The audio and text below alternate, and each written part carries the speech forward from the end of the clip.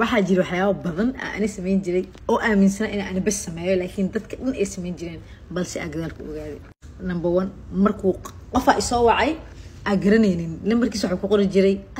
i u wa amal si aan u fiiriyo qofka WhatsApp-kiisa. Number 2 qofa WhatsApp ila soo hadlay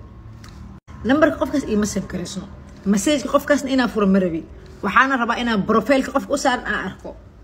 laakiin ma arki kari anoo message-ka furan maadaama numberku ii save gareysneen haddana waxaan ku qasbanaan jiray inaan numberkaas magac been iyo dhaq ku save garey. Number 3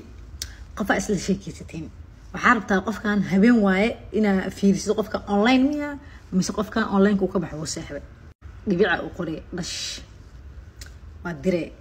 hal tika deesarbato qofkan offline waaye laba deesarbato qofkan online waaye wuu ku jiraa qadka laakiin aduu kula hadloonin. Number 3 waaye Facebook isticmaali jiray. Number 3 mise number 4 numberada isku qaldan anyways numberka xiga iska dhehena waaye isticmaali jiray Facebook qof markuu ila soo hadlo waxa sameyn jiray koob profilkiisa aada qofkaas soo qiimeena waa soo fiirina sawiraanta wax meesha ku jiro kulli qofkaas haduu juusta yahay oo maskaxda jag ku noqdo خلاص u jawaaba hadii kalmaho forever meesha safdinay raali ahaa you are my type brother sorry waxaas waxyaabo ka badan way jiraan oo ani aaminsan inay keligii sameeyo laakiin keligii ay sameyn jirin oo dad badan ila sameyn jireen hadda la gadaal mar walba wax la arkaa wax cusub ani sameyn jiro qof dhahayo waxaan sameyn jirta amal adoo wow ani keligii isku milin jirna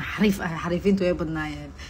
so adina comment ku soo qor waxyaabo ay sameyn jirtay yani oo isdii jirtay iyo ad xariif adile sameynayso qof kalba ka saayo